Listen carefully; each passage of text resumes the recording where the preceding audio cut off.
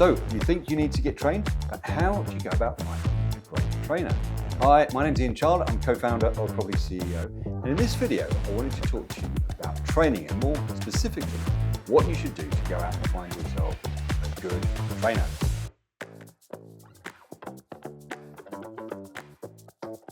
Now, we tend to get out of the habit of learning as we get older. We go through school and then college, uni or whatever, and then we end up getting out into the workplace and we learn our craft, our trade. But then gradually over time, the learning side of us tends to switch off, the education side, and we end up teaching. We teach our kids, we teach other people that come along in the workplace, but we sort of get out of the habit of learning ourselves.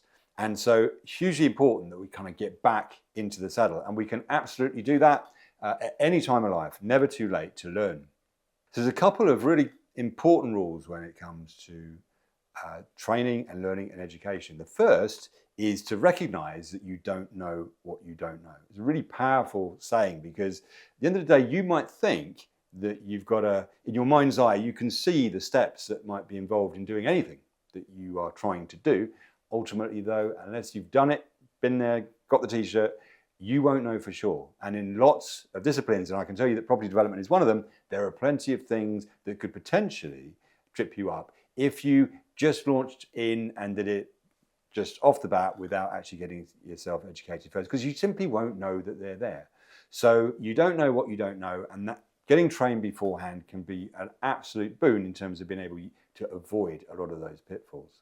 The second golden rule is never to learn from your own mistakes. That is a really, really expensive way of doing it. You might think that you are absolutely brilliant, and again, because you don't know what you don't know. And then of course, what happens is that you might dodge some of the holes, but you fall down the others, and you end up having a very expensive journey. There is a reason why, through the history of time, the people that have come along after the pioneers have always done better. Guess why that is? Because they've learned from the pioneers' mistakes. They've let them do all the hard yards, and then they've come behind and they've done it a lot better, quicker, and generally avoided a load of the pitfalls. Now, what sorts of training are there out there? Well, depending on what you're doing, what sort of discipline you're doing, there's kind of a lot to choose from. You've got some very obvious ones like books and magazines and so on. Obviously, video content on YouTube, a lot of free content out there on any given subject. Then, if we move into the kind of the training sphere, we've got obviously organizations out there that are promoting training. They might have taster courses. They could have distance learning type courses. They've got home study courses where you do everything at home. You might have in the room events and workshops. You've got mentorships sitting probably at the top of the tree, and within that kind of bracket, you've also got, I guess, the ultimate, which is one-to-one mentorship. So one-to-one training where it is literally you have just hired the trainer, the expert, to train you and you alone. Now, the first thing that you need to do with any training is find out about the subject matter. So not the training itself, but what is it that you're going to learn? You need to know whether you're going to be able to get the result that you want from doing this thing, whatever it is. So in our case, it would be property development. Well, will property development deliver for you? And also, can you do it? Do you think you'll have an appetite for it? Do you think you have the skill sets to do it? Will you enjoy doing it? And do you want to learn that as quickly as possible? Please, please, please do not buy an expensive training product or course to find that out. You should be able to find out the answers to those questions without spending a whole chunk of money, whether that's on books and YouTube and so on, or going on these taster courses that will give you a good flavor of exactly what's involved. So if I think about propertyCEO, we have a mentorship program, but before people go on the mentorship program, typically they'll look at, maybe they'll read our books, our articles, go on the podcast, go on our YouTube channel, absorb a lot of free or relatively inexpensive content before they then decide perhaps to do our taster course, which is a 3-day live event and inexpensive to get on. But then over the 3 days, they get a really good feel for exactly what's involved in the property development journey. And it's only then that they make a decision as to whether they want to go for it, whether that's being trained by us or just doing development generally, or maybe not. Maybe they work out that it's not for them, but at least they've done that part of the journey without spending a fortune. And I would absolutely recommend you go down that route before you embark on a training course. So what's the difference between mentoring and training? Well, mentoring typically has some element of one-to-one interaction in it. So it'd be you and your trainer having some time together, whether that's one trainer or many different trainers throughout the program. Whereas training typically doesn't have that one-to-one interaction. It might have a help desk or some sort of Q&A thing, but it won't usually have the one-to-one relationship between the mentor and the student. It's kind of horses for courses. What works best for you? Training, for obvious reasons, is generally less expensive, but then of course you're not necessarily able to get the solutions and answers tailored to you. There's a lot of advantage in having a mentorship program where you are able to ask all the questions that are relevant to you and get all the answers that are absolutely tailored to your particular situation. Now, if you're looking at mentorship, there are several different types. The ultimate mentorship, as I said, is one-to-one, where you've just got a coach and basically you've hired them privately to train you. Next level down from that is what we call kind of hybrid mentoring, which is basically what we do here at propertyCEO, where you've got a mixture. You've got some content that might be online learning modules. You've got some in-the-room events where you're interacting with people and other students. You've got Q&A sessions and a help desk. You've also got calls and meetings with your individual coaches one-to-one. So you've got a really nice blend there of both the mentoring aspect of it and also some of those other, the ability to be able to learn in your own time at your own leisure. I would say just be a little wary of those courses that advertise themselves as mentorships or having a mentoring aspect where that mentoring content is very, very limited. I've seen some courses, in fact, I've been on some courses that have had little more than about 15 minutes, a 15-minute phone call in a month, which really just isn't enough time to be able to do anything much. But of course, it enables them to tick the box that says, oh yes, there's some mentoring involved. But the reality is that's not the case. I think the other thing to do, fairly obviously, is to make sure that you understand who you're being mentored by. If there are going to be some interactions with individual coaches on the course, who exactly are they? How well trained have they been? What is their journey? How experienced they are, so on and so forth. So that's mentoring. So what exactly are the benefits of training? Well, it might seem fairly obvious. I think probably the most obvious one is, as I said, that ability to avoid holes. You can find, and property development is absolutely the case, it is possible to make expensive mistakes that could actually cost you more than the cost of the training. So it is something for something complex like property development, absolutely you should get trained. I think another thing, a critical part about training is that it enables you to see opportunities.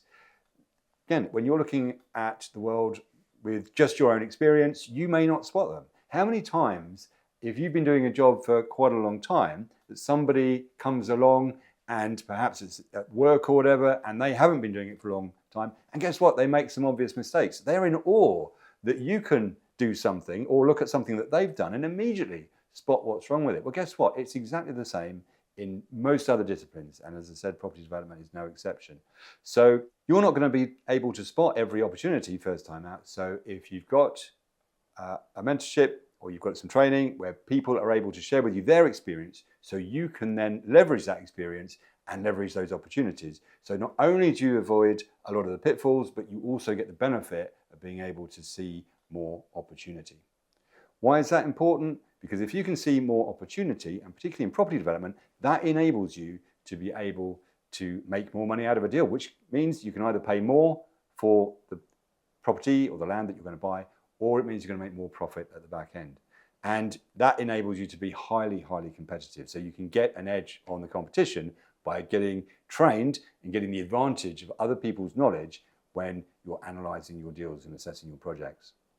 Another key benefit of having a mentor is accountability. So a lot of journeys are going to have bumps in the road. Property development is no exception. And so being able to have some accountability and also somebody to be able to talk to and share that journey with over the long term is hugely valuable, hugely important.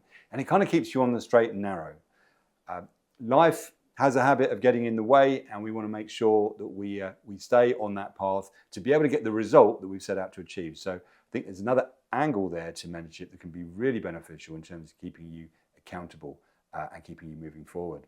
So let me give you a few pointers as to your shopping list for what you should ask when you go out and try and find a training company. The first, I would say, is after you've made a short list of all the people that are in that particular niche, you should establish how long they have been training or how long they have been doing whatever it is they are training. Again, sometimes you can find people who have basically one step ahead of you. They might have done, in the case of development, one development, and then they decided they're going to do a little bit of a training on the side. And so they look knowledgeable compared to you, but in the scheme of things, they aren't very at all. Because, of course, one of the challenges with property development is that it takes quite a while to do a development. So if you've got 5 years experience, in many other jobs, that might be quite a lot. In development, you might have only done 2 or 3 projects. And of course, because property development is quite complex and all projects are different, there's going to be a whole raft of situations that after only 2 or 3 projects, you won't necessarily know the answer to, you won't necessarily have encountered. So depth of experience enables people to be able to teach you a lot more about what to do in certain situations and how you can get help, rather than somebody that is literally just a few steps ahead of you. The second thing you should look at is who's actually going to be training you. You might have the sort of the star trainers who do a lot of the advertising and are in a lot of the videos at the front end, but are they the ones that are going to be training you? Make sure you ask that question. Who are your trainers going to be and what level of experience do they have? Are they simply students that graduated last year, or are they people who have got that experience in their own right? The third one is to make sure that you have a very comprehensive search and shortlist for the people that you're going to be looking for. So make sure you do that due diligence, and also make sure that people have got real world experience. You want people that have been there, done it, got the t-shirt, rolled their sleeves up and actually had experience of life in the trenches, rather than somebody that is just following a system and kind of regurgitating it to you. Another question you should find out is, do they specialize? Are they a specialist in the particular training that you're interested in doing? Or do they have a whole raft of different types of training that they do? Again, up to you what you think of that, but ultimately somebody that is perhaps a specialist is not going to be spreading things too thin. They are going to be an expert in that one particular field. Do they have the right training for you, the right format for you? Do they have something that you think that you could do in terms of whether that's in the room training, whether it's online, whether it's that hybrid, whether it's a mentorship and so on? What do they offer? Do you like the trainers and their training style? Is it for you? Is it something that you feel that they would be able to train you and you would be able to get on with them? Another question would be, are they training on the side of their main business? So perhaps in development, you've got somebody that's doing, as a property developer, but they're also doing some training on the side. Would you prefer that, or would you prefer somebody that is actually dedicated to the training business? So they've got the experience, but now their focus is 100% behind their students. Again, only you can answer that. Do they have a help desk? Do they have some sort of live Q&A sessions where you're able to get answers to questions? Because there's one thing having a course which looks like it's comprehensive and has got lots of detail in it. The reality, though, is that you are bound to have questions. So what is the way in which you can have those questions asked? You need to find that out. Another key question is, how detailed is the training? Ultimately, you do not want to get stranded down the line without knowing what to do next. So the devil can be in the details. So make sure that you understand the depth of the training, whether it's kind of a bit more superficial, high level, or whether it's really down at a kind of keystroke level and you actually see the individual steps that you need to take on that journey. And critically, where you can find help if you need it. I would also urge you to check out reviews, probably pretty obvious in this day and age, but reviews and also case studies. Look at the stuff that's on their website. Do they have case studies from students? Are there other independent means of looking at that? Check out if they've got books, check out the reviews of the books on things like Amazon and so on. And also ask them for references. Ask them if you can speak to other students that have done the course to get their feedback. And you can then ask those students what they thought and get that kind of real-time feedback from people who have actually done it. Now, the all-important question for a lot of people is, of course, how much does training cost? Well, and of course, the answer is it varies quite a lot. For example, property development training can come in, the same badge can apply to a whole massive kind of variation in terms of price. So you have to do your due diligence to work out what's included and the kind of the level of training that you want. Also, I would say consider the payback period. Luckily with property development, the payback is significant because property development obviously generates quite a significant amount of money. So you need to work out when is the course going to pay for itself and how long is perhaps that first project going to take. And that way you can look at it in a couple of different contexts. First of all, just is the training worth it? Am I going to get a return? But also if you're looking to do perhaps things like payment plans, and again, some companies offer that, or you're going to get a loan and do it on some sort of finance arrangement. If you do that, always really important to work out the affordability thing, but then work it back. It may be that if you're using a course that's then going to generate you income, are you able to kind of implement those things and then actually have the course almost pay itself back because you're able to make money using the course and then basically repay the loan or whatever the payment plan that you're on. Only you can judge that. Everybody's different, but I would urge you to weigh up all of those things before you buy.